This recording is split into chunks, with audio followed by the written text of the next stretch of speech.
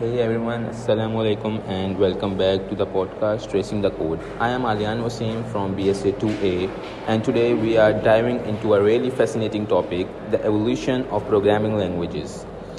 I have got three honorable guests with me, Nazar Abbas, Ahmed Bilal and Dahir Abdel Nasir.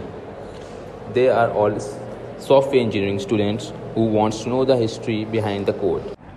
Thank you, Alian. My name is Dar Abdel Nasir. So, Baba, to talk about this, it will be how far we are come. Myself, Ahmed Bilal.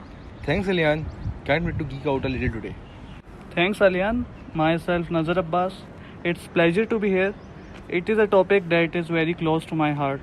Okay, so let's start at the beginning. Nazar, walk us through how programming languages actually started and what did the earliest programming languages look like? Well, the earliest languages were really just machine code. Binary instructions fed directly to the computer. Around the 1950s, we got assembly language, which made things a bit more human readable. But a major leap happened with Fortran in 1957, which was the first high-level programming language. Wait, so people were literally writing ones and zeros before that? And even with assembly, it was still pretty close to the hardware. Fortran let scientists and engineers write code more like math, and that was revolutionary. Okay, so Ahmed is also with us. Ahmed, when did things start getting more structured or user-friendly? In 1960s and 70s, we saw the rise of structured programming with languages like ALGOL, C, and Pascal. C, in particular, became hugely influential. It struck a balance between high-level and low-level programming. C is still used today, right? Absolutely. Operating systems like Unix and even modern ones like Linux are written in C. Its influence is massive.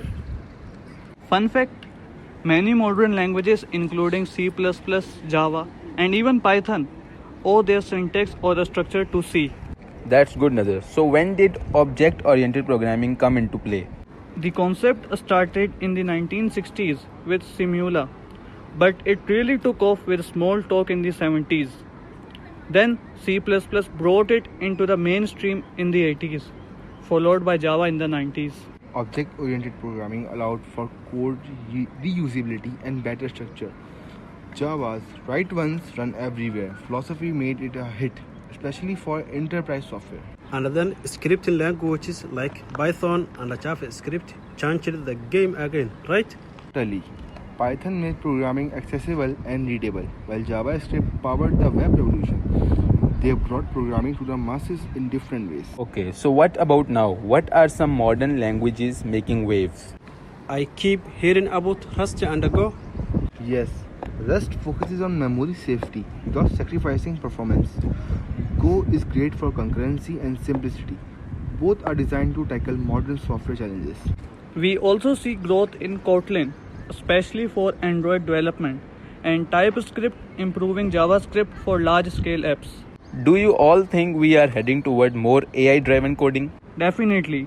With tools like GitHub Copilot and AI-assisted development, the future might involve more collaboration between humans and intelligent code suggestions. But regardless of tools, understanding core programming concepts will always matter.